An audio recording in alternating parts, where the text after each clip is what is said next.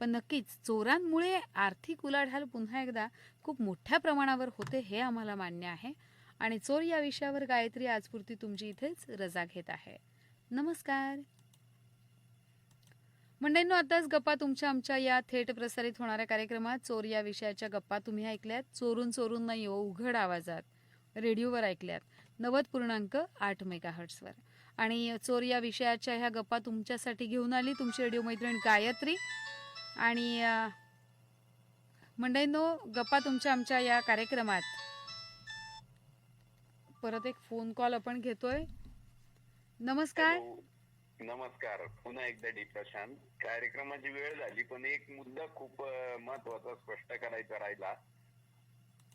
हा, परवा निलेश देशमुखांबरोबर माझा फोन चाललेला होता. त्यावेळेस गप्पांमध्ये त्यांनी बोलता बोलता असं सांगितलं मला की माझा एक मित्र असं सांगतो म्हणे त्याच्या मोटरसायकलला हँडलला तो हेल्मेट अडकून ठेवतो. बर. तर मी त्याला सांगितलं, त्याला म्हटलो अरे त्याला लॉक कर ना, ते चोरी जाईल आपण येईपर्यंत ऑफिस मधून. तर त्याने सांगितलं की ठीक आहे ना, चोरी जाईल तर जाऊ दे, ते जर चोरी गेलं तर कुणीतरी घालेल ना, तर त्याचा प्राण वाचेल. वा.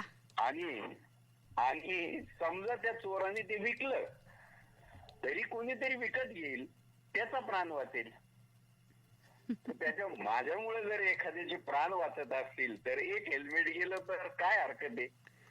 असे किती हेल्मेट गेले तरी मी ते लॉक करून ठेवणार नाही. कोणीतरी ते घालावं आणि माझ्या हातून ते एखाद्याचं प्राण वाचवण्याचं पुण्य कार्य होईल असं मला वाटतं. खूपच खूपच चांगला विचार आहे.